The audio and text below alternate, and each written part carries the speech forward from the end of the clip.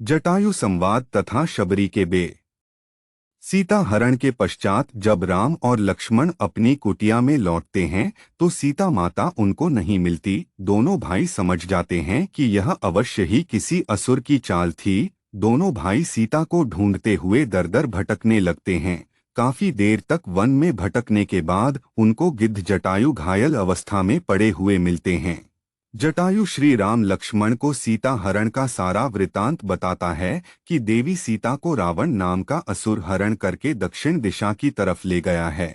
जटायु कहता है कि हे राम, तुम्हारे पिता दशरथ मेरे मित्र थे, इसलिए तुम्हारी पत्नी सीता मेरी पुत्र वधु के समान थी, जिसकी रक्षा के लिए मैंने अपने जी जान से रावण से युद्ध किया। लेकिन आखिर में रावण ने अपनी तलवार से मेरा एक पंख काट दिया, जिससे मैं संतुलन खोकर नीचे गिरा और चाहकर भी पुत्री सीता को उस आताताई से छुड़ा नहीं पाया। इतना कहकर गिद्ध जटायु अपने प्राण त्याग देता है। श्री राम एक पुत्र की तरह जटायु का अंतिम संस्कार करते हैं तथा सीता की खोज में दक्षिण की तरफ चल देते हैं। बहुत समय तक वन में भटकते हुए उन पर एक लंबी भुजाओं वाला राक्षस आक्रमण करता है।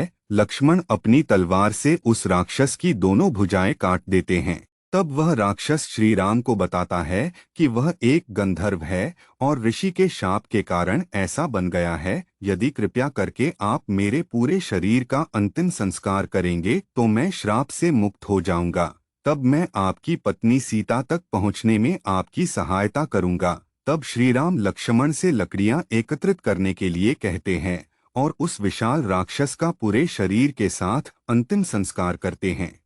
अंतिम संस्कार करने के बाद वह राक्षस एक रूपवान गंधर्व बन जाता है और श्री राम को बताता है कि आपकी पत्नी को लंका का राजा रावण हरण करके ले गया है। मैं अपने दिव्य ज्ञान से यह देख सकता हूँ कि आपकी मित्रता वानर राज सुग्रीव से होगी, जिसकी सहायता से आप अपने कार्य में सफल होंगे तथा रावण पर विजय प्राप्त करेंगे। सुग्रीव से मिलने के लिए आप पहले माता शबरी से मिलेंगे, जो कि परम तपस्विनी है और महर्षि मतंग मुनि की शिष्या है। वह आपकी भक्ति कर रही है, इसलिए आप अभी पंपा सरोवर के पास स्थित मतंग मुनि के आश्रम में जाइए, जहां पर आपको माता शबरी मिलेंगी। उसके बाद श्री राम और लक्ष्मण पंपा सरोवर की तरफ चल देते हैं, जहां पर उन्हें एक वृद्ध भीलनी मिलती है, जो कि रास्ते पर फूल बिछा रही होती है।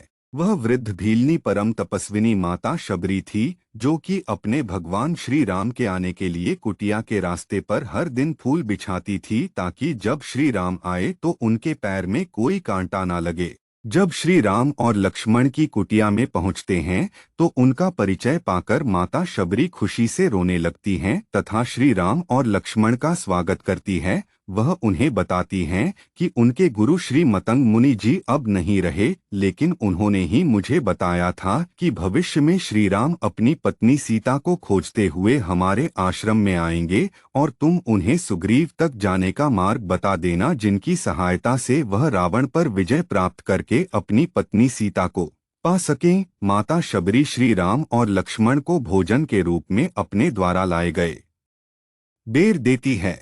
शबरी श्रीराम के लिए आश्रम के वृक्षों से प्रतिदिन बेर चख चख कर अपनी टोकरी में रखती, ताकि श्रीराम के लिए केवल मीठे बेर ला सके।